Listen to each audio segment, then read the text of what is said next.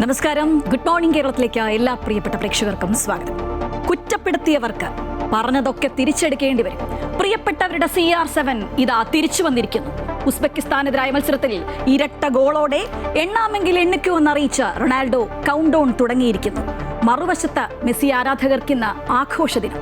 5 ഗോളുകളുടെ പിറന്നാൾ മധുരം മെസ്സി സമ്മാനിക്കുമ്പോൾ നെഞ്ചോട് ചേർത്ത് ആർപ്പുവിളികളോടെ ലോകമുറക്കെ പറയുന്നു മെസ്സി ദ ഗോഡ്. പകരക്കാരനില്ലാത്ത പ്രിയപ്പെട്ടവന് ആശംസകൾ നേരുകയാണ് ആരാധകർ. Happy birthday dear Messi. പിറന്നാൾ ആശംസകളോടെ പ്രധാന വാർത്തകളിലേക്ക്.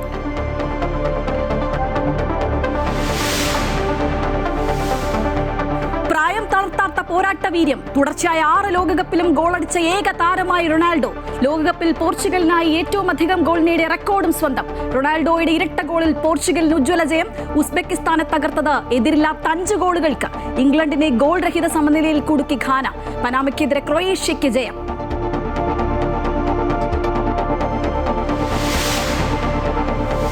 വീര്യം കുറഞ്ഞ മദ്യത്തിന് നികുതി കുറച്ചതിൽ നിയമസഭയിൽ വ്യക്തത വരുത്താൻ മുഖ്യമന്ത്രി VD സതീശൻ. ബജറ്റ് ചർച്ചയ്ക്കുള്ള മറുപടിയിൽ ഇന്ന് നിലപാട് വിശദീകരിക്കും. PM ശ്രീ പദ്ധതിയിൽ മന്ത്രിസഭാ ഉപസമിതിയുടെ ആദ്യ യോഗം ഇന്ന്. സിലബസ്, സ്കൂളുകളുടെ തെരഞ്ഞെടുപ്പ് തുടങ്ങിയ കാര്യങ്ങൾ പഠിക്കും. 1 മാസത്തിനകം റിപ്പോർട്ട് നൽകാൻ സർക്കാർ നിർദ്ദേശം.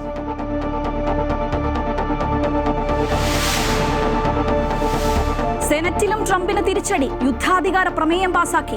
ഇറാനെതിരായ യുദ്ധം അവസാനിപ്പിക്കണമെന്ന പ്രമേയം പാസായത് 48-നെതിരെ 52 വോട്ടുകൾക്ക്. പ്രമേയത്തെ പിന്തുണച്ച് 4 റിപ്പബ്ലിക്കൻ സെനറ്റർമാർ.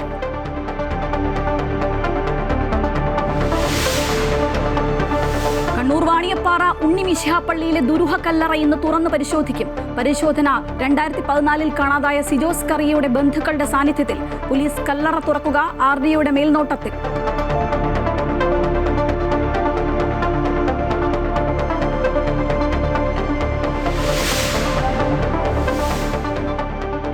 ചരിത്ര നേട്ടം സ്വന്തമാക്കാൻ വിഴിഞ്ഞം തുറമുഖം. 1000 കപ്പലെന്ന നാഴികക്കല്ലിലേക്ക് എത്തുക. MSC ലൂസിയാന ഇന്ന് ബർത്ത് ചെയ്യുന്നതോടെ നേട്ടം കൈവരിക്കുന്നത് ആദ്യ കപ്പലെത്തി 2 വർഷം പൂർത്തിയാകും മുൻപേ. ദക്ഷിണേന്ത്യയിലെ ചരക്ക് നീക്കത്തിൽ 1-ാം സ്ഥാനം.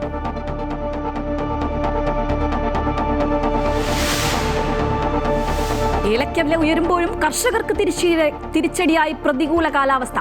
സീസൺ ആരംഭിച്ചിട്ടും ആവശ്യത്തിനും മഴ ലഭിക്കാത്തതിനാൽ വിളവെടുപ്പ് വൈകുന്നു.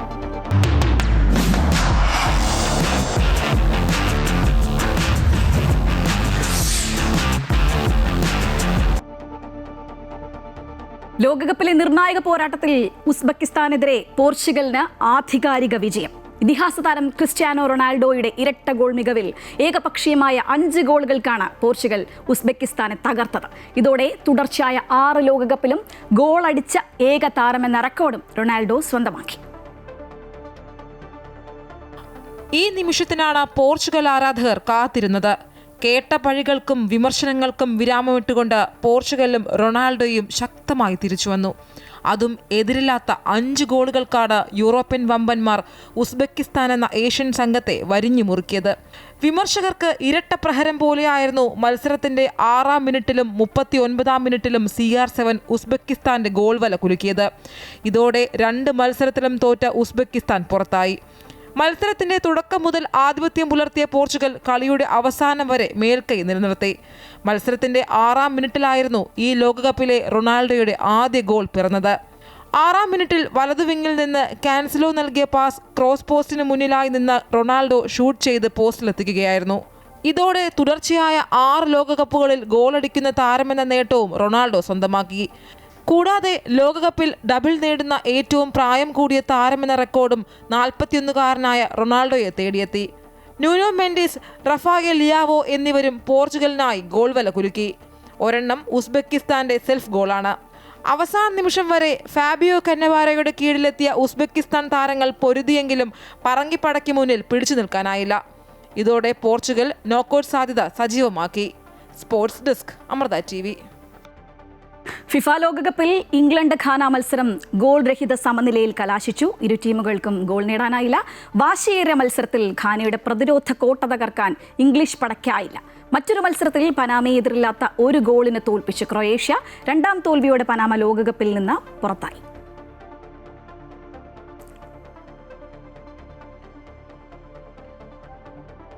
ലോകകപ്പ് മത്സരങ്ങൾക്കിടെ കാൽപന്ത് കളിയിലെ മാന്ത്രികൻ മെസ്സിക്ക് ഇന്ന് 39-ാം പിറന്നാൾ. പ്രായം വെറും ഒരക്കമെന്ന് തെളിയിച്ച് 2026 ലോകകപ്പിൽ ഗോൾഡൻ ബൂട്ട് റേസിലും മുന്നിലാണ് താരം. മെസ്സി കാൽപന്തിലെ മാസ്മരികതയുമായി ആരാധക മനസ്സുകളിൽ ആവേശം നിറയ്ക്കുന്ന മാന്ത്രികൻ.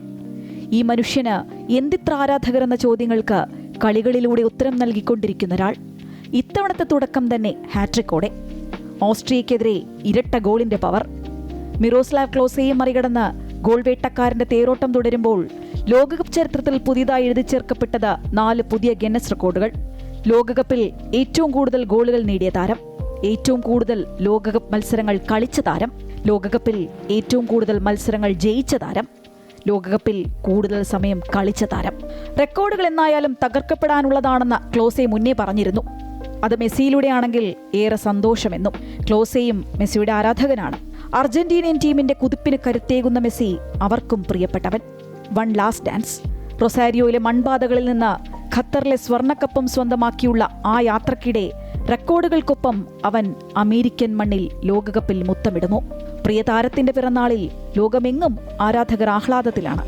ഇത്തവണ കൂടുതൽ തിളങ്ങി നിൽക്കുന്ന താരം കഴിഞ്ഞ 2 കളികളിലൂടെ അവരുടെയൊക്കെ മനം നിറച്ചിരിക്കുന്നു. തുടരട്ടെ മാന്ത്രികത, കാൽപന്തിലെ വിസ്മയം. ഞങ്ങളുടെയും പിറന്നാൾ ആശംസകൾ. Sports desk, Amrita news. മറ്റു വാർത്തകളിലേക്ക്. ബജറ്റ് ചർച്ചയിൽ മുഖ്യമന്ത്രി ഇന്ന് നിയമസഭയിൽ മറുപടി പറയും. വീര്യം കുറഞ്ഞ മദ്യത്തിന് നികുതി കുറച്ചതിൽ മുഖ്യമന്ത്രി ഇന്ന് വിശദീകരണം നൽകും. കോൺഗ്രസിൽ നിന്നും UDF-ൽ നിന്നും ക്രൈസ്തവ സഭകളിൽ നിന്നും കടുത്ത എതിർപ്പുകൾ ഉയർന്നിരുന്നു. എന്തായാലും വിവരങ്ങളുമായി എബി ജോൺ തോമസ് ചേരുകയാണ്. Eby, good morning. നമുക്കറിയാം മുഖ്യമന്ത്രി ആകെപ്പെട്ടിരിക്കുകയാണ്, ഒറ്റപ്പെട്ടിരിക്കുകയാണ്. ശരിക്കും പറഞ്ഞു കഴിഞ്ഞാൽ പാർട്ടിയിൽ നിന്ന്, മുന്നണിയിൽ നിന്ന്, ന്യൂനപക്ഷ സംഘടനകളിൽ നിന്ന് അങ്ങനെ മൊത്തത്തിൽ പ്രശ്നമാണ്. സ്വാഭാവികമായും പ്രതിപക്ഷം പൂർവാധികം ശക്തിയോടെ ഈ ഒരു വിഷയം ഏറ്റെടുത്തും കഴിഞ്ഞിരിക്കുന്നു. അപ്പോൾ ഇന്ന് എന്ത് നിലപാട് സ്വീകരിക്കും എന്നുള്ളതാണ് എല്ലാവരും ഉറ്റുനോക്കുന്നത്, അല്ലേ?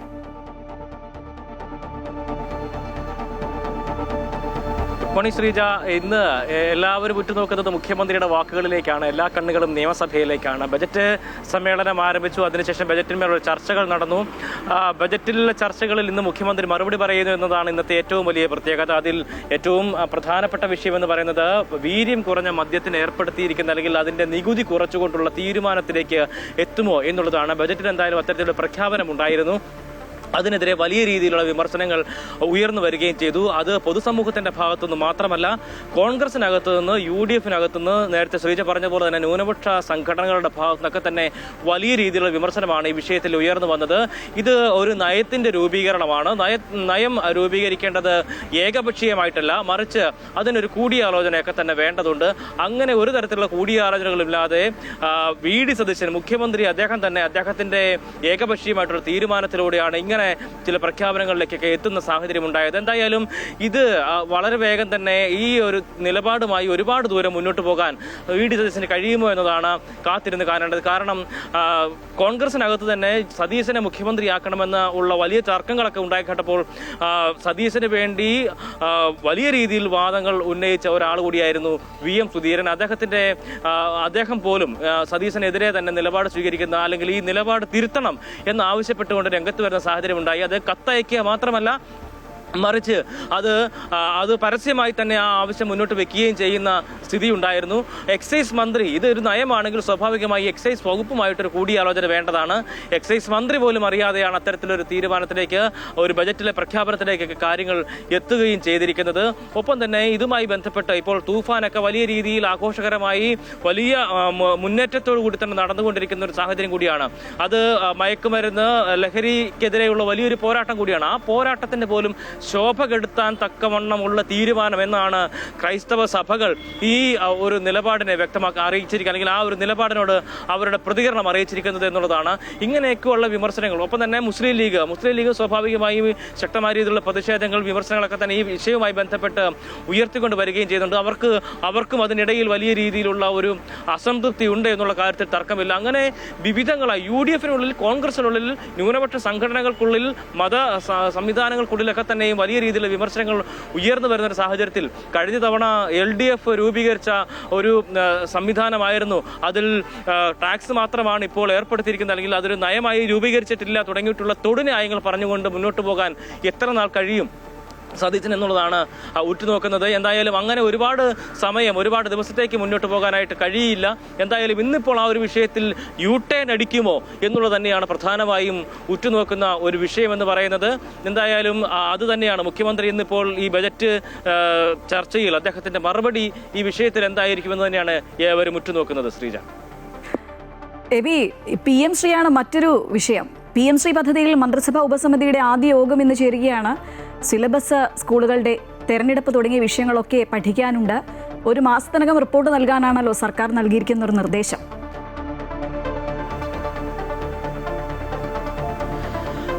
തീർച്ചയായും PM ശ്രീയും സർക്കാരിന് വലിയ രീതിയിൽ ഒരു തരത്തിൽ പറഞ്ഞാൽ പ്രതിസന്ധിയിലാക്കുന്ന ഒരു വിഷയം തന്നെയാണ്. കഴിഞ്ഞ സർക്കാർ അതിൽ ഒപ്പുവെച്ചു, പണം വാങ്ങി എന്നൊക്കെയായിരുന്നു ആദ്യഘട്ടത്തിൽ പറഞ്ഞിരുന്നത്. പക്ഷേ PM ശ്രീയുടെ ഫണ്ട് വാങ്ങിയിട്ടില്ല എന്നുള്ള കാര്യം രേഖകൾ വെച്ച് പ്രതിപക്ഷം തെളിയിക്കുകയും അതൊക്കെ പൊതുസമൂഹത്തിന്റെ മുന്നിലുള്ള ഒരു കാര്യം കൂടിയാണ്. അപ്പോഴും പുതിയ സർക്കാർ അധികാരത്തിൽ വന്നു. ഈ സർക്കാർ അധികാരത്തിൽ വരുന്നതിന് തൊട്ട് മുമ്പ് നടത്തിയിട്ടുള്ള തെരഞ്ഞെടുപ്പ് പ്രചാരണ ഘട്ടങ്ങളിലൊക്കെ തന്നെയും അറബിക്കടലിൽ PM ശ്രീ എടുത്തെറിയും എന്ന് പറഞ്ഞുകൊണ്ടായിരുന്നു പല നേതാക്കളും ഉണ്ടായിരുന്നത്. അവരൊക്കെ ഇപ്പോൾ മന്ത്രിസഭയിൽ അംഗങ്ങളുമായിട്ടുണ്ട്. പക്ഷേ ഇപ്പോഴും PM ശ്രീ വേണ്ട എന്ന് വെക്കാനായിട്ടോ അല്ലെങ്കിൽ അന്ന് പറഞ്ഞിരുന്ന നിലപാടുകൾ തുടർന്നുകൊണ്ട് പോകാനായിട്ടോ സാധിക്കുന്നില്ല എന്നുള്ളത് തന്നെയാണ് UDF-നെ വലിയ രീതിയിൽ പ്രതിസന്ധിയിലാക്കുന്ന ഒരു ഘടകം എന്ന് പറയുന്നത്. അതുമായി ബന്ധപ്പെട്ടാണ് ഇപ്പോൾ മന്ത്രിസഭ ഉപസമിതി നേരത്തെ തീരുമാനിച്ചിരുന്നു. ആ ഉപസമിതിയുടെ ആദ്യത്തെ യോഗമാണ് ഇന്ന് ചേരാനിരിക്കുന്നത്. ഇന്ന് വൈകുന്നേരം 4 മണിയോടുകൂടിയായിരിക്കും ഈ യോഗം ചേരുക. നിയമസഭാ സമ്മേളനത്തിനൊക്കെ ശേഷമായിരിക്കും യോഗത്തിലേക്ക് കടക്കുക എന്നുള്ളതാണ്. വിദ്യാഭ്യാസ മന്ത്രിയുണ്ട് ഈ യോഗത്തിൽ പങ്കെടുക്കാനായി. ഒപ്പം തന്നെ PC Vishnunath, M Liju, Roji M John തുടങ്ങിയിട്ടുള്ള മന്ത്രിമാരാണ് ഇതിൽ അംഗങ്ങളായിട്ടുള്ളത്. ഇവർ എന്തായാലും കൂടിയാലോചിച്ച തീരുമാനത്തിലേക്ക് എത്തുക എന്നുള്ളതാണ്. സിലബസ് തീരുമാനിക്കുക, ഒപ്പം തന്നെ സ്കൂളുകളിൽ ലിസ്റ്റ് തയ്യാറാക്കുക തുടങ്ങിയിട്ടുള്ള കാര്യങ്ങൾ അതിന് സ്റ്റേറ്റിന് തന്നെ അതിനുള്ള കൃത്യമായ രീതിയിലുള്ള അവകാശം വേണം തുടങ്ങിയിട്ടുള്ള കാര്യങ്ങളൊക്കെ തന്നെയാണ് ഇത് പ്രധാനമായും ചർച്ചയ്ക്ക് വെക്കുന്നത്. എന്തായാലും ഈ വിഷയത്തിൽ സർക്കാരിനെ പ്രതിക്കൂട്ടിലാക്കി ഉള്ള നിലപാട് തുടരുക എന്നുള്ളത് തന്നെയാണ് പ്രതിപക്ഷത്തിന്റെ ഒരു തീരുമാനം.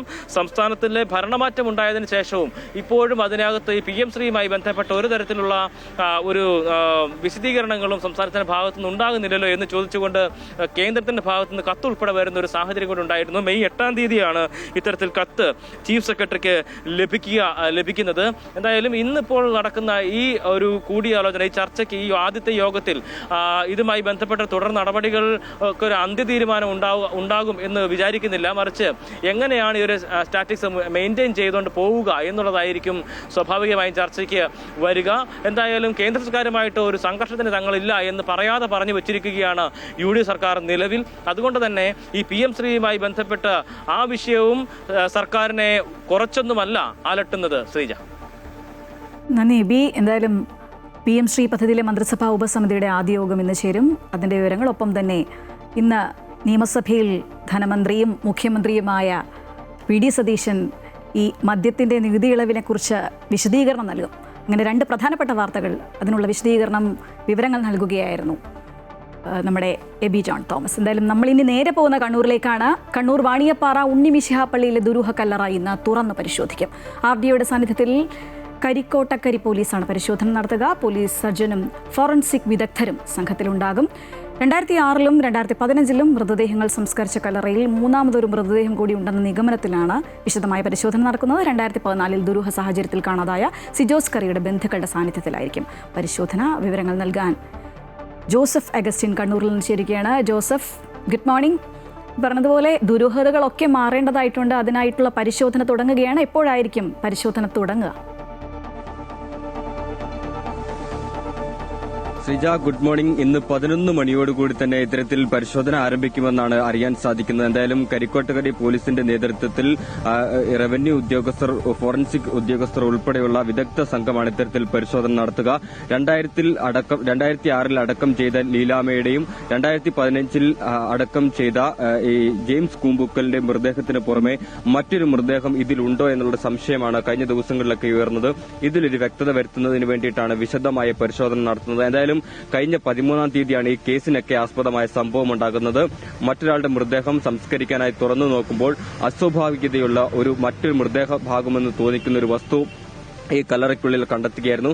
പിന്നീട് ഇത്തരത്തിൽ പള്ളി അധികൃതർ പോലീസിന് വിവരം അറിയിക്കുകയും പോലീസ് ഇതിൽ അലംഭാവം കാണിക്കുകയും ചെയ്തു. പിന്നീട് വലിയ രീതിയിലുള്ള വാർത്തയായതിനു പിന്നാലെയാണ് എഫ്ഐആർ ഉൾപ്പെടെ രജിസ്റ്റർ ചെയ്ത് തുടർ നടപടികളിലേക്ക് കടന്നിട്ടുള്ളത്. എന്തായാലും ഈ സംഭവത്തിൽ ദുരൂഹത നീക്കണമെന്നൊരാവശ്യമാണ് പ്രധാനമായും പള്ളി കമ്മിറ്റിയും പള്ളിയുടെ അധികാരികൾ ഉൾപ്പെടെയുള്ള ആളുകൾ സ്വീകരിച്ചത്. ഇതേ തുടർന്നാണ് ഇത്തരത്തിൽ കർശന നടപടി സ്വീകരിക്കാൻ ഇത്തരത്തിൽ ആഭ്യന്തര വകുപ്പിന്റെ ഒരു നിർദ്ദേശം ഉണ്ടായത്. ഇതിനെ തുടർന്ന് ഇത്തരത്തിൽ പരിശോധനയുമായി മുന്നോട്ട് പോകാൻ തന്നെ പോലീസ് തീരുമാനിക്കുകയും ചെയ്തിരുന്നു. എന്തായാലും ഇപ്പോൾ വിപുലമായ ക്രമീകരണങ്ങളാണ് ഇതുമായി ബന്ധപ്പെട്ട് ഒരുക്കിയിട്ടുള്ളത്. ഇത്തരത്തിൽ വിദഗ്ധരായ സംഘത്തിനെ ഉൾപ്പെടുത്തി മുഴുവൻ വസ്തുക്കളും ഇതിൽ നിന്ന് പുറത്തെടുത്ത് ആദ്യഘട്ടത്തിൽ പരിശോധന നടത്തും. അതിനുശേഷം ഇതിലെ ബോഡികൾ എത്ര ബോഡിയുണ്ടോ ആ ബോഡികൾ മുഴുവൻ പുറത്തെടുത്ത് വിദഗ്ധമായ പോസ്റ്റ്മോർട്ടത്തിന് കൊണ്ടുപോകുമെന്നാണ് അറിയിച്ചിട്ടുള്ളത്. എന്തായാലും പള്ളിയിൽ കനത്ത സുരക്ഷ തന്നെ ഇതിനോടകം തന്നെ പോലീസ് ഉൾപ്പെടെ ഏർപ്പെടുത്തിയിട്ടുണ്ട്. പ്രശ്നങ്ങൾ ഉണ്ടാകാനുള്ള ഒരു സാധ്യതയുണ്ട് എന്നാണ് മനസ്സിലാക്കാൻ സാധിക്കുന്നത്. ഇതിന്റെ അടിസ്ഥാനത്തിൽ വലിയ രീതിയിലുള്ള സുരക്ഷ ഉൾപ്പെടെ പോലീസ് ക്രമീകരിച്ചിട്ടുണ്ട്. കഴിഞ്ഞ ദിവസങ്ങളിലൊക്കെ നമ്മൾ കണ്ടതാണ്. അതായത് ഇത്തരത്തിലൊരു മൃതദേഹത്തിന്റെ സാന്നിധ്യം ഉണ്ടെന്ന് മനസ്സിലാക്കിയതിനു ശേഷം പോലും പോലീസിന്റെ ഭാഗത്തുനിന്ന് ഒരു അലംഭാവമുണ്ടായിരുന്നു. പക്ഷേ പള്ളിയുടെ അധികൃതർ കൃത്യമായി ഈ ശവക്കോട്ടയ്ക്ക് കാവൽ നിൽക്കുകയും 10ഓളം ദിവസം ഇത്തരത്തിൽ ഈ പോലീസ് കാവൽ നിൽക്കേണ്ടതിന് പകരം ഇവർ തന്നെ കാവൽ നിൽക്കുകയുമായിരുന്നു. പിന്നീട് ശക്തമായ രീതിയിൽ ഇത്തരത്തിൽ നിർദ്ദേശം ലഭിച്ചതിനെ തുടർന്നാണ് പോലീസ് ഈ കാര്യത്തിൽ ഒരു അനുകൂല സമീപനമെടുത്തത്. എന്തായാലും കഴിഞ്ഞ ദിവസമാണ് ഇതുമായി ബന്ധപ്പെട്ട് കേസ് രജിസ്റ്റർ ചെയ്തത്. കേസ് രജിസ്റ്റർ ചെയ്തതിന് തൊട്ട് പിന്നാലെ തന്നെ ഇത്തരത്തിൽ തുടർ നടപടികളുമായി ആർഡിഒ ഉൾപ്പെടെയുള്ള സംഘം മുന്നിട്ടിറങ്ങുകയായിരുന്നു. ഏറ്റവും പ്രധാനപ്പെട്ടത് 2014 കാണാതായ കോഴിക്കോട് വിലങ്ങാട് സ്വദേശിയായിട്ടുള്ള സിജോസ് കറിയയുടെ മൃതദേഹമാണോ എന്നുള്ള കാര്യമാണ് പ്രധാനമായും പരിശോധിക്കുന്നത്. സിജോസ് കറിയയുടെ ബന്ധുക്കൾ ഉൾപ്പെടെ ഉള്ളവരുടെ സാന്നിധ്യത്തിലായിരിക്കും പരിശോധന എന്നാണ് അറിയിച്ചിട്ടുള്ളത്. എന്തായാലും ഈ വാണിയപ്പാറയിലാണ് 2014 ഇത്തരത്തിൽ അദ്ദേഹത്തിന്റെ ഭാര്യ വീട് വാണിയപ്പാറയിലാണ്. മാതാപിതാക്കളോടുള്ള ചെറിയ തർക്കങ്ങൾ മൂലം ഇത്തരത്തിൽ അവിടെ നിന്ന് പിണങ്ങി, അതായത് കോഴിക്കോട് വിലങ്ങാട് വീട്ടിൽ നിന്ന് പിണങ്ങി അദ്ദേഹം ഇത്തരത്തിൽ വാണിയപ്പാറയിൽ എത്തുകയായിരുന്നു. പിന്നീട് ഇവിടെ പലവിധ പ്രശ്നങ്ങളുണ്ടായിരുന്നു. തികഞ്ഞ മദ്യപാനിയായിരുന്നു എന്നാണ് മനസ്സിലാക്കാൻ സാധിക്കുന്നത്. അതേ തുടർന്നുണ്ടായിരുന്ന ചില അസാരസ്യങ്ങൾ ആ കുടുംബത്തിൽ നിലനിന്നിരുന്നു. പിന്നീട് അദ്ദേഹത്തെ കാണാതാകുകയായിരുന്നു. 2019 ഇതുമായി ബന്ധപ്പെട്ട് ഒരു പരാതി ലഭിക്കുകയും ക്രൈംബ്രാഞ്ച് ആദ്യം പോലീസ് അന്വേഷിച്ച കേസ് പിന്നീട് ക്രൈംബ്രാഞ്ചിന് കൈമാറുകയും ചെയ്തത്. ആ സംഭവത്തെ തുടർന്ന് അതിനുശേഷം ഈ കേസ് മുന്നോട്ട് കൊണ്ടുപോകാൻ സാധിച്ചില്ല. സിജോസ് കറി എവിടെയാണ് എന്നുള്ള കാര്യമാണ് പ്രധാനമായും പോലീസ് ഉൾപ്പെടെ അന്വേഷണ സംഘം ഇപ്പോൾ പ്രധാനമായും പരിശോധിച്ചു വരുന്നത്. ഈ കല്ലറയ്ക്കുള്ളിൽ കണ്ടെത്തിയത് സിജോസ് കറിയയുടെ മൃതദേഹമാണോ എന്നുള്ള കാര്യത്തിലായിരിക്കും പ്രാഥമികമായിട്ടുള്ള ഒരു പരിശോധന ഉണ്ടാകുക. ആ സംശയങ്ങൾ ബലപ്പെടാൻ ചില കാരണങ്ങൾ കൂടിയുണ്ട്. അതായത് ഈ സിജോസ് കറിയയുടെ ഒരു ബന്ധു, അതായത് ഭാര്യയുടെ സഹോദരൻ ഈ പള്ളിയുടെ നടത്തിപ്പ് കൈക്കാരനായിരുന്നു ആ സമയത്ത്. അതാണ് ഇത്തരത്തിലൊരു ദുരൂഹത ഉണർത്താനുള്ള ഒരു കാര്യമുണ്ടായത്. എന്തായാലും പോലീസ് ഈ വിഷയത്തിൽ കൃത്യമായി ഇടപെട്ടിട്ടുണ്ട്. സംവിധാനങ്ങളെല്ലാം കൃത്യമായി പ്രവർത്തിക്കുന്നുണ്ട് എന്ന് തന്നെയാണ് മനസ്സിലാക്കാൻ സാധിക്കുന്നത്. പള്ളി അധികാരികളുടെ നേതൃത്വത്തിൽ സിജോസ് കറിയയുടെ ബന്ധുക്കളുടെ സാന്നിധ്യത്തിൽ വിദഗ്ധരായ പോലീസ് സംഘമാണ് ഇത്തരത്തിൽ പരിശോധന നടത്തുക. 11 മണിയോടുകൂടി തന്നെ ഇത്തരത്തിൽ ഈ മൃതദേഹ ഭാഗങ്ങൾ മുഴുവൻ പുറത്തെത്തിക്കൊണ്ടുള്ള ആദ്യഘട്ട പരിശോധന, ഇൻക്വസ്റ്റ് ഉൾപ്പെടെയുള്ള നടപടികൾ പൂർത്തീകരിക്കും. അതിനുശേഷം വിദഗ്ധ പോസ്റ്റ്മോർട്ടത്തിന് ഇത് അയച്ചു കൊടുക്കുമെന്നാണ് മനസ്സിലാക്കാൻ സാധിക്കുന്നത്. നിലവിൽ ഈ കല്ലറയിൽ പള്ളിയുടെ രേഖകൾ പ്രകാരം 2 പേരെയാണ് അടക്കം ചെയ്തിട്ടുള്ളത്. 2006 മരണപ്പെട്ട ലീലാമ എന്ന് വിളിക്കപ്പെടുന്ന അന്നമ്മ, അതുപോലെ തന്നെ 2015 മരണപ്പെട്ട ജെയിംസ് കൂമ്പിക്കൽ എന്നൊരു വ്യക്തിയുടെ മൃതദേഹമാണുള്ളത്. ഈ 2 വ്യക്തികളുടെ മൃതദേഹത്തിൽ കൂടാതെ മറ്റൊരു മൃതദേഹം കൂടി കണ്ടെത്താനായാൽ ഇത് ഈ സംഭവത്തിന്റെ ദുരൂഹതയുടെ ചുരുളിന്റെ ആദ്യഘട്ടം അഴിക്കുമെന്ന് തന്നെയാണ് പ്രതീക്ഷിക്കുന്നത്. എന്തായാലും സിജോസ് കറിയുടെ തിരോധാനമാണ് ഇതിവിടെ ഏറ്റവും പ്രധാനപ്പെട്ടത്.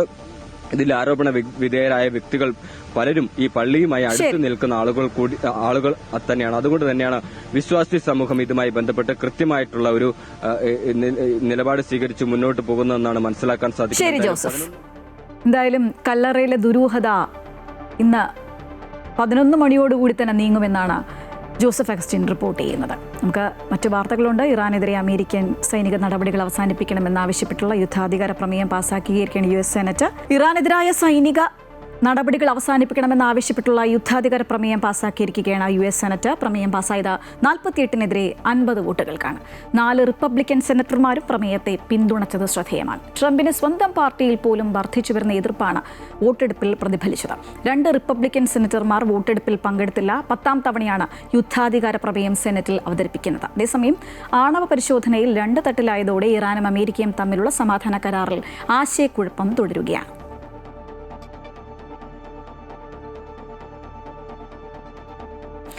ആയിരം തൊടാനൊരുങ്ങി വിഴിഞ്ഞം തുറമുഖം. MSCയുടെ മദർഷിപ്പ് ലൂസിയാന ഇന്ന് വൈകിട്ടോടെ ബർത്ത് ചെയ്യും. ഇതോടെ വിഴിഞ്ഞം തുറമുഖത്ത് ബർത്ത് ചെയ്ത കപ്പലുകളുടെ എണ്ണം 1000-ലെത്തും. ആദ്യ കപ്പലെത്തി 2 വർഷം പൂർത്തിയാകും മുൻപെയാണ് വിഴിഞ്ഞം 1000 തികയ്ക്കുന്നത് എന്നൊരു പ്രത്യേകത കൂടിയുണ്ട്. കൂടുതൽ വിവരങ്ങൾ നൽകാൻ എബി ജോൺ തോമസ് ഒരിക്കൽ കൂടി ചേരുകയാണ്. എബി, ഒരിക്കൽ കൂടി ഗുഡ് മോർണിംഗ്. ഈ പറഞ്ഞതുപോലെ ലൂസിയാന ഇന്ന് എത്തുന്നതൊരു ചരിത്രത്തിലേക്കാണ്. നമ്മൾ മലയാളികളെ സംബന്ധിച്ച് വളരെയധികം സന്തോഷത്തിൻ്റെ ഒരു നിമിഷം അല്ലേ?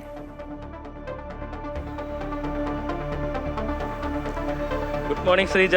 ഒന്നുകൂടെ എന്തായാലും വലിയ സന്തോഷത്തോടു കൂടി തന്നെയാണ് നമ്മൾക്ക് ഇന്നത്തെ ഈ ദിവസം മലയാളികൾക്ക് കടന്നു പോകാൻ കഴിയുക എന്നുള്ളതാണ്. കാരണം ഒരു സ്വപ്ന പദ്ധതി എന്ന നിലയ്ക്ക് തന്നെയാണ് വിഴിഞ്ഞം പദ്ധതി പ്രാവർത്തികമായത്. അതിനുശേഷം ഇപ്പോൾ 2 വർഷം പൂർത്തിയാകുന്നതിന് മുമ്പ് തന്നെ അവിടെ 1000 കപ്പൽ എത്തുന്ന തുറമുഖം എന്നുള്ളൊരു പദവിയിലേക്ക് വിഴിഞ്ഞം തുറമുഖം എത്തുന്നു എന്നതാണ് ഇന്നത്തെ സുപ്രധാനമായിട്ടുള്ള ഒരു സവിശേഷത എന്ന് പറയുന്നത്. വൈകുന്നേരം 5 മണിയോടുകൂടി MSC ലൂസിയാന വിഴിഞ്ഞത്ത് ബർത്ത് ചെയ്യുന്നതോടുകൂടിയാണ് ഈ ഒരു സ്വപ്ന നമ്പറിലേക്ക് എത്തുന്നത് എന്നുള്ളതാണ്. ഇതുമായി ബന്ധപ്പെട്ട് വലിയ രീതിയിലുള്ള നമ്മൾ 2014 ജൂൺ 11 ഇത്തരത്തിൽ ഒരു ആഘോഷത്തോടു കൂടി തന്നെ നമ്മൾ ഈ വിഴിഞ്ഞം തുറമുഖം പ്രധാനമന്ത്രി നാടിന് സമർപ്പിക്കുന്നത്. അതിനുശേഷം നിരവധിയായിട്ടുള്ള കപ്പലുകൾ അവിടെ വന്നു. കപ്പലുകളുടെ ഏറ്റവും മദർഷിപ്പുകളുടെ ഏറ്റവും വലിയ മദർഷിപ്പായിട്ടുള്ള ഐറിന ഉൾപ്പെടെ അവിടെ എത്തുന്ന സാഹചര്യമുണ്ട്. അത് 1 വർഷം മുമ്പ് മാത്രമാണ്.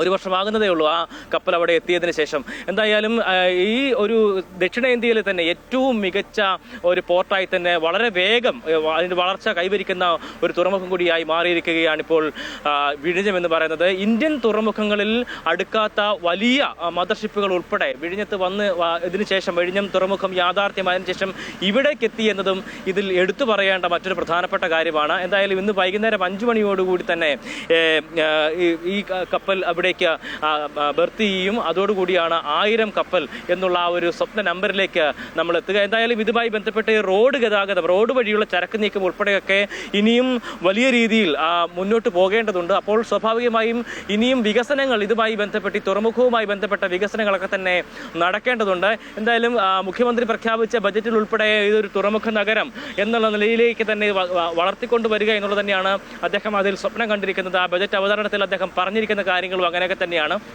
ഒപ്പം തന്നെ വിഴിഞ്ഞം തുറമുഖം യാഥാർത്ഥ്യമായെങ്കിലും അതിൻ്റെ പരിസര പ്രദേശങ്ങളിലുള്ള ഈ വികസന പ്രവർത്തനങ്ങളൊക്കെ എത്രമാത്രം കാര്യക്ഷമമായി മുന്നോട്ട് പോകുന്നുണ്ട് എന്നുള്ള ചോദ്യം കൂടി സ്വാഭാവികമായും ഈ ഘട്ടത്തിൽ ഉയർന്നു വരുന്നുണ്ട്. അവിടെയുള്ള ജനങ്ങളുടെ കൂടി ജീവിത നിലവാരം ഉയർത്തിക്കൊണ്ട് ആ പ്രദേശം ഉൾപ്പെടെ ഈ ഒരു നേട്ടത്തിനോടൊപ്പം തന്നെ വലിയ ഉന്നതിയിലേക്ക് വന്നെങ്കിൽ മാത്രമേ ഇതിൻ്റെ ഒരു സമ്പൂർണ്ണതയിലേക്ക്, വികസനത്തിൻ്റെ സമ്പൂർണ്ണതയിലേക്ക് എത്താൻ കഴിയുകയുള്ളൂ എന്നുള്ളതാണ് പരമപ്രധാനമായിട്ടുള്ള കാര്യം. അതിനു വേണ്ടിയിട്ടുള്ള നടപടിക്രമങ്ങൾ ഉൾപ്പെടെ ഇതുമായി ബന്ധപ്പെട്ട് ഉണ്ടാവേണ്ടതുണ്ട്. എന്തായാലും ഇന്നിപ്പോൾ ആ ഒരു സ്വപ്ന നമ്പറിലേക്ക് നമ്മൾ എത്തുകയാണ്. 1000 കപ്പലെത്തുന്ന ഒരു തുറമുഖമായി വിഴിഞ്ഞം തുറമുഖം മാറാനിരിക്കുകയാണ്. വൈകുന്നേരം 5 മണിക്കാണ് ആ ഒരു ചരിത്രത്തിലേക്ക് നമ്മൾ കാലെടുത്ത് വെക്കുക. ശ്രീജ, തീർച്ചയായും എവി പറഞ്ഞതുപോലെ ആ ഒരു ചരിത്ര നമ്പറിലേക്ക് നമ്മൾ എത്തിച്ചേർന്നിരിക്കുകയാണ്.